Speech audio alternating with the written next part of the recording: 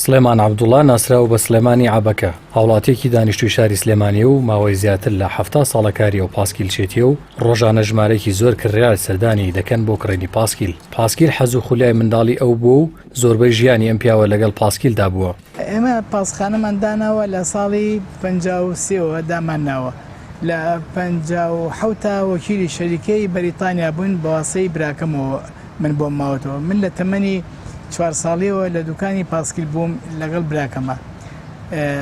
ئەو وەختە پاسکیلمان هەبوو، پاسکیلی ڕۆژ وەکیلی شەریکەیەکی بەریتانی بووین، پاسکیلی ڕۆجی دەرەکرد. بە قەناتی سوێسا پاسەکانمان بۆ هاو بە واسەی بانقی ڕافدەینەوە پارەکەمان دەفع کرد. لە وەختەوە ئێمە لەگەڵ پاسکیلا خەریکین. تقریباً 70 ساڵێک دەرەچێت کە من خەریکی پاسکیلم.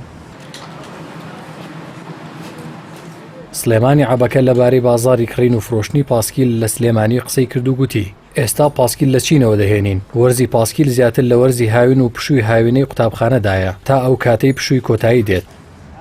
وەرزی پاسکیلیش لە مەکتەب کە تەحتی لەبێ وەرزی پاسکیل دەست پێەکە تاوکونێ ئەو وەختەی کە مەکتەب دانرێتەوە ئیمتیحانی ئیکمالەکان ئەکرێ، ئەو وەختە ئەو مسافەیە پاسکیل زۆر بەتوانای و بەڕۆشتنا و گەرمی بازاری هەیە. بەڵام لەبەرەوەی کە شاری ئێمە منتیقەیەکی شاخاییە، زۆر پاسکیلی تیان ناژی وەکو هەولێر و وەکو کەرکووک و هەولێر تەختە، پاسکیلی زیاتر تیا ئەڕوا بڕێەوە، جادەکانی هەموو تەختە. لێمەش ئیدارەمان کردووە لەگەڵ پاسکیلە لە مختانین. وەرزی پاسکیلی ئێستا مۆسمی جاران ئەگەر ئافرەتێ سواری پاسکیل بەیانگۆ عیبە، بەڵام ئێستا پاسکیلی ئافرەتانە وەکو پاسکیلی کوڕانە سەربەبێ و سەرفی هەیە.